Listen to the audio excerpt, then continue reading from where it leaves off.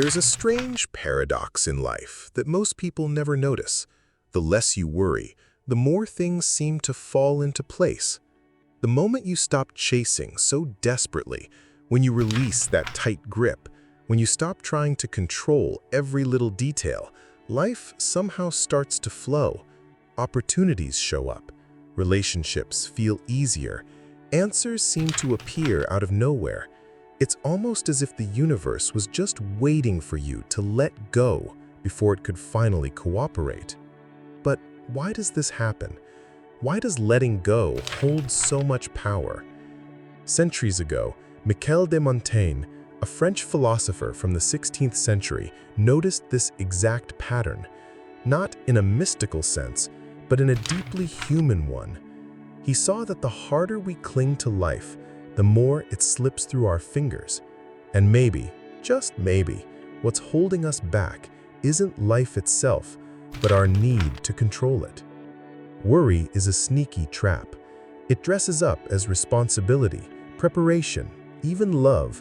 But most of the time, all it really does is lock us inside a cycle of anxiety that sabotages everything we're trying to build. Think about it. You want to impress someone on a date, in a job interview, or even in a simple conversation. You overthink every word, rehearse your responses, try hard to come across as confident, interesting, perfect. But the more effort you put in, the less natural you seem. The other person doesn't see confidence, they feel tension, they sense insecurity, and what you wanted to attract slowly slips away.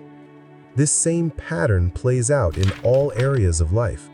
When you're desperate for money, it feels like it never comes. When you cling to a relationship, the other person feels suffocated. When you're obsessed with controlling the future, you miss out on the present. And the cruel part? The more you try to fix this with more worry, the deeper you sink. It's like quicksand. The harder you fight, the faster you're pulled under. Montaigne understood something that many of us still miss today. The need to control is the very thing that makes us lose control. Constant worry pulls us out of the present, disconnects us from ourselves, and turns us into anxious, reactive versions of who we are meant to be. It's not the world working against you, it's your mind stuck in a loop of overthinking and fear, creating problems that may not even exist.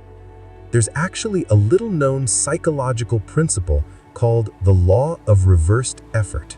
It says the harder you try to force something, the less likely it is to happen. Think about trying to fall asleep. The more you try, the more awake you feel. The same goes for happiness. The more you chase it desperately, the more you notice it's missing.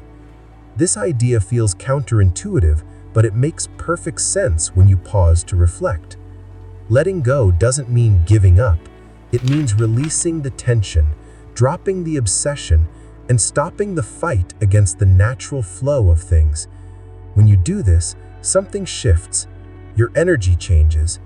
Instead of acting from fear, you move from a place of quiet confidence. Instead of trying to impress, you simply express yourself. Instead of chasing, you start attracting. Detachment isn't about passivity, it's about trust. Trusting life, trusting yourself. Montaigne saw clearly that those who suffered the most were often the ones trying the hardest to force life to fit their expectations. And ironically, those who loosened their grip and allowed life to unfold often found what they were searching for with far less struggle. This isn't magic, it's psychology. When you stop acting out of fear and start showing up with presence, life responds differently. Montaigne believed that most of our suffering doesn't come from events themselves, but from our resistance to them. He saw freedom in embracing life's impermanence, not as defeat, but as wisdom. For him, life wasn't meant to be a battlefield where we wrestle for control. It was more like a river, meant to be navigated with grace and adaptability. This philosophy of non-resistance doesn't mean doing nothing. It means acting with intention, but without clinging to specific outcomes. It means giving your best effort, but not chaining your happiness to whether everything turns out exactly as planned. Montaigne noticed that people who fought reality, those who stubbornly thought this shouldn't be happening, were the ones who suffered the most. Meanwhile, those who stayed curious, light-hearted even in difficulty, found a way to flow with life's twists and turns. For him, wisdom was about giving up the exhausting need to dominate the outside world and instead cultivating inner peace. Letting go isn't weakness, it's a deep kind of strength. It's trusting life enough to stop fighting it and start living it. Think back to a moment in your life when you wanted something badly, a relationship, a job, an answer. You obsessed over it, tried to control every detail, played out every possible scenario in your head, and yet the harder you tried, the further it seemed to slip away. Now, remember the opposite, a time when you finally let go, when you stopped forcing it, shifted your focus back to yourself, and allowed life to unfold. Suddenly, things started falling into place almost effortlessly. Why?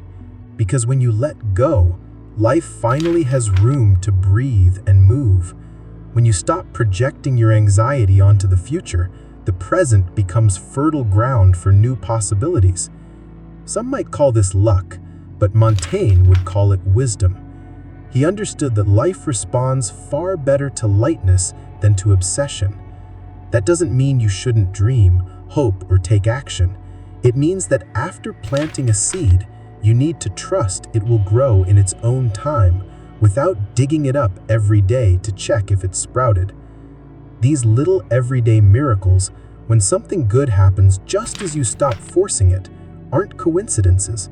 They are signs of a mind that has learned not to fight or suffocate reality, but to create space for it to naturally bloom.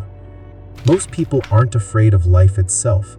They fear uncertainty, the unknown, the things beyond their control. That's why we cling so tightly to plans, routines, labels, and beliefs, even when they no longer make sense.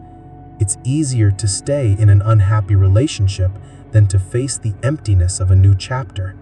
It's more comfortable to keep a suffocating job than risk stepping into the unknown, not because these choices are good, but because they're familiar.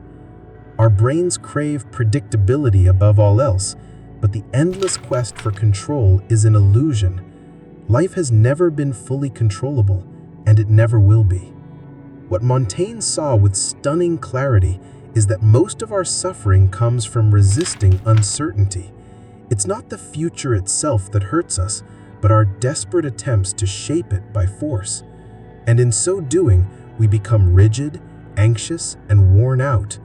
We lose the ease of simply living. Uncertainty, as uncomfortable as it may seem, is actually the fertile ground for growth, creativity, discovery, and transformation.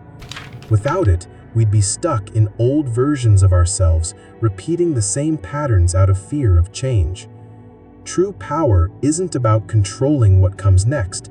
It's about trusting yourself to handle whatever comes your way. When you swap fear of the unknown for curiosity about it, everything changes. Life, when not forced, reveals itself with more beauty than any fixed plan could predict. There's a quiet, almost invisible turning point, the moment when you stop fighting life and start flowing with it. When instead of resisting, you accept. Instead of controlling, you allow. Instead of worrying, you trust. And ironically, that's exactly when things start to fall into place. Acceptance isn't giving up. Allowing isn't surrender. Trust isn't naivete. These are states of inner strength. It takes courage to accept what you cannot change. It takes maturity to let life unfold in its own time. And it takes real confidence, not in a specific outcome, but in yourself, to stop forcing the path ahead. Montaigne called this spiritual wisdom. The less you demand from reality, the more it surprises you. Look around you. The people who seem to glide through life with ease aren't the ones who have all the answers. They're the ones who've made peace with the questions. They don't wait for perfect conditions. They keep walking, even without guarantees. And that's exactly why they move forward.